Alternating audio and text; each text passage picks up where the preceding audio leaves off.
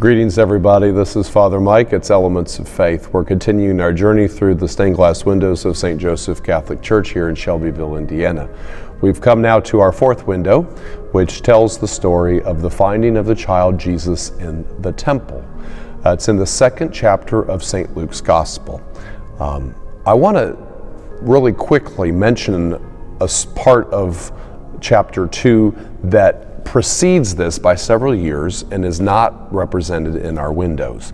And that is the presentation of the child in the temple, the child Jesus.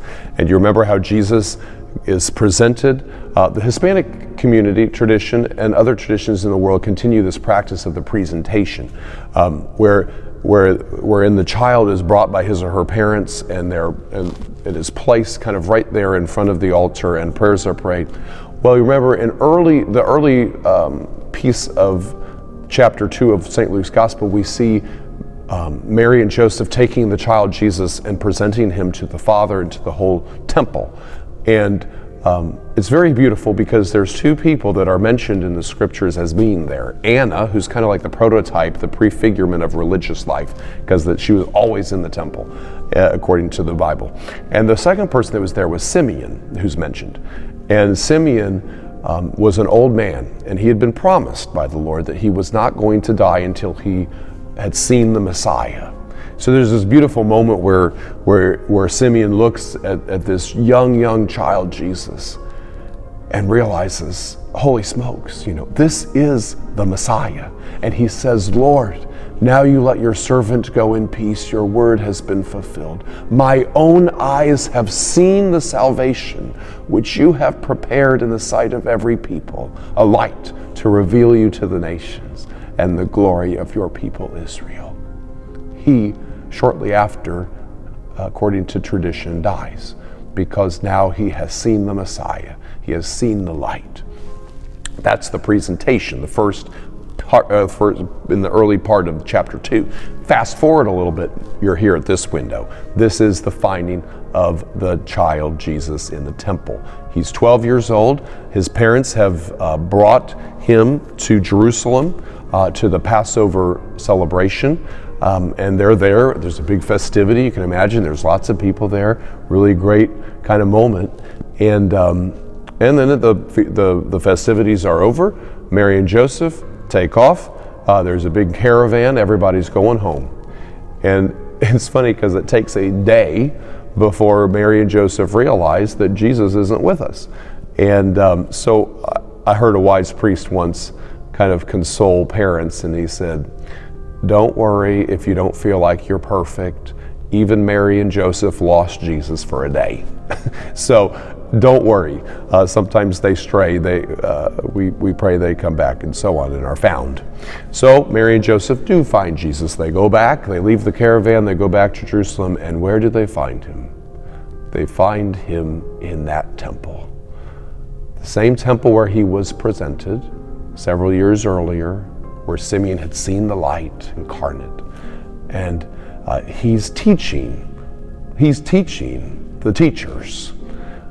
He's teaching the Pharisees, the Sadducees. He's teaching these authorities.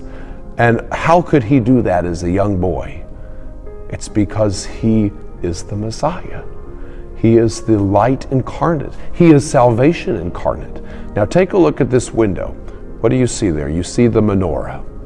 The menorah is kind of like, I think about it like our sanctuary lamp in our Catholic churches, which did come about largely for the same reason, is the menorah was lit every day in the temple with fresh olive oil.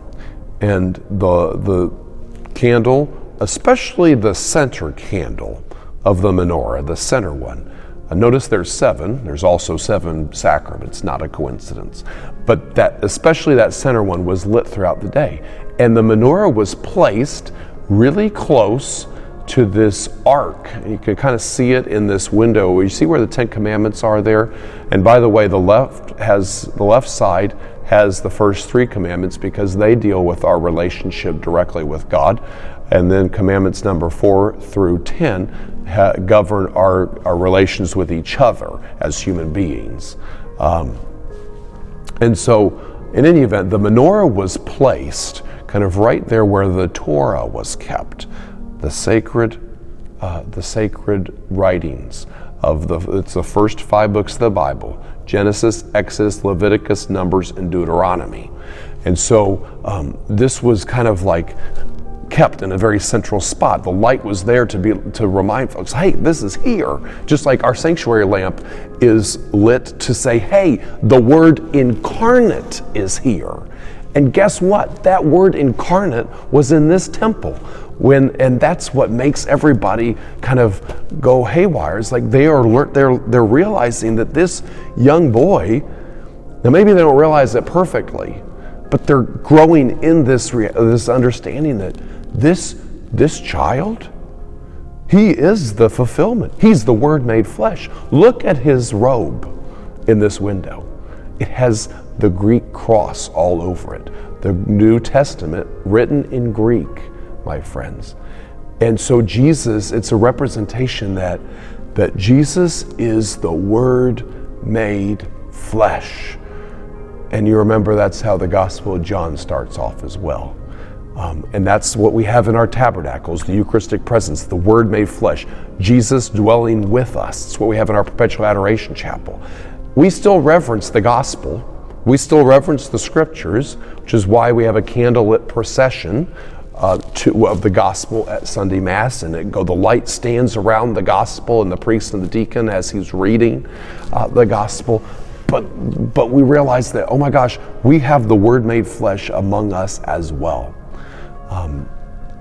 I think maybe the main takeaway from this part of salvation history is this: we can always learn something from Jesus every second of every day, if only we have humble hearts, open ears to hear what Jesus has to say.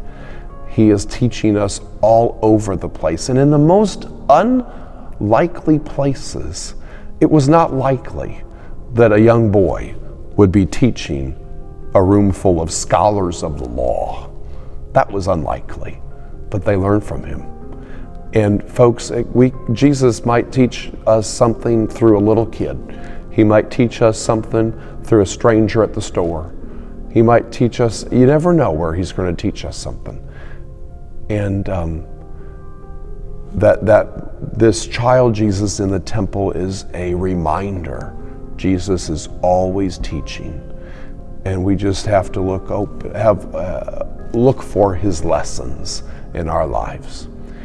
He is the Word made flesh, and he speaks to us always. God bless you.